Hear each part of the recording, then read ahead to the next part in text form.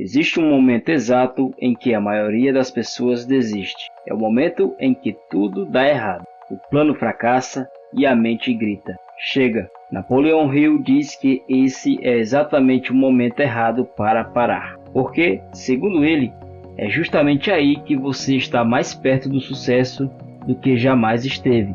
Hoje, eu vou te mostrar porquê e o que fazer com isso. Esse trecho vem do livro Mais Esperto que o Diabo, escrito por Napoleão Hill em 1938. Só que esse manuscrito ficou guardado, escondido, por mais de 70 anos. Foi publicado apenas em 2011. Hill era o mesmo autor de Pense e Enriqueça, um dos livros mais vendidos da história sobre sucesso. Mas nesse livro específico, ele faz algo diferente. Contou sobre uma entrevista simbólica que teria feito com o próprio diabo, uma personificação de tudo aquilo que trava a mente humana: medo, procrastinação, falta de propósito. E é dentro desse contexto que ele escreve a frase que trago hoje. Ele diz assim: minha experiência me ensinou que um homem nunca está tão perto do sucesso como quando o que ele chama de fracasso toma conta de sua vida. Que nessas ocasiões ele é forçado a pensar. Se ele pensar com exatidão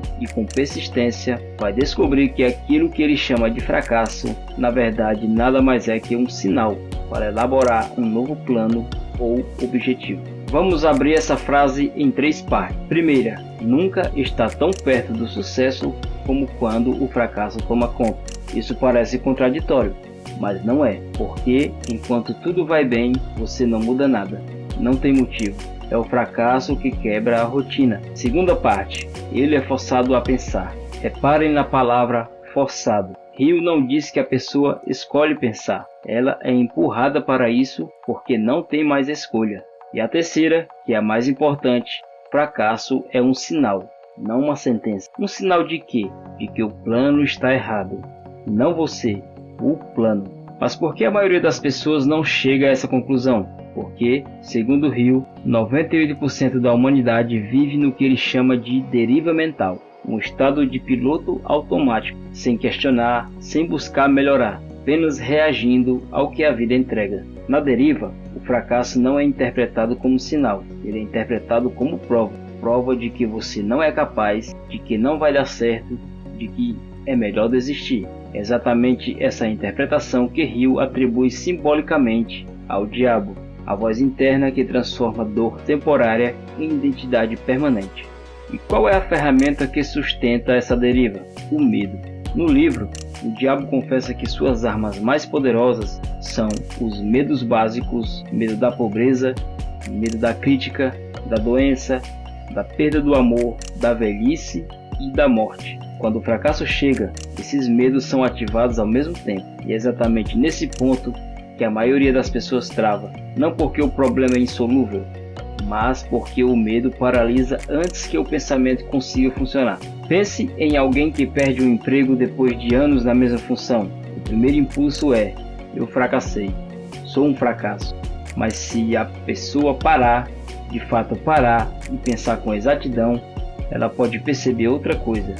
Talvez aquele emprego já não fizesse sentido há tempos, talvez estivesse estagnada. Talvez essa demissão seja o empurrão que faltava para desenvolver uma habilidade nova ou assumir um projeto próprio. O fracasso não mudou os fatos, mudou a interpretação, e é a interpretação que decide o próximo passo. Hill é insistente num ponto ao longo de todo o livro. Quem não tem um propósito definido é fácil de dominar pela deriva e pelo medo. Sem propósito, o fracasso é só dor. Com propósito, o fracasso é dado. Informação sobre o que precisa mudar na estratégia, não sobre quem você é. É por isso que a frase fala em elaborar um novo plano ou objetivo. Note que ele não fala em desistir de objetivo original necessariamente. Ele fala em plano. O objetivo pode continuar o mesmo. O caminho até ele é que precisa ser refeito. Só que ter clareza sobre o novo plano não é suficiente. Hill dedica um capítulo inteiro à autodisciplina, chamando-a de antídoto direto contra a deriva, porque pensar com exatidão é uma coisa, persistir, como o próprio texto diz, é outra completamente diferente. É fácil ter um insight depois de um fracasso. É difícil manter esse insight vivo nas semanas seguintes quando a motivação inicial já passou e o cansaço chega. A autodisciplina é o que segura essa ponte entre o pensamento e a ação repetida. Então, da próxima vez que alguma coisa der errado na sua vida, um projeto que não saiu, uma parceria que quebrou, um plano que não funcionou, antes de rotular isso como fracasso, pergunte: que sinal é esse? Que plano precisa ser reescrito? Porque, segundo Napoleon Hill, você nunca esteve tão perto do sucesso como está agora, exatamente porque foi forçado a pensar. Se esse conteúdo te fez pensar diferente sobre algo que você estava chamando de fracasso, deixa o like, comenta o que você vai replanejar e se inscreve, porque aqui a gente não te motiva, a gente te faz pensar.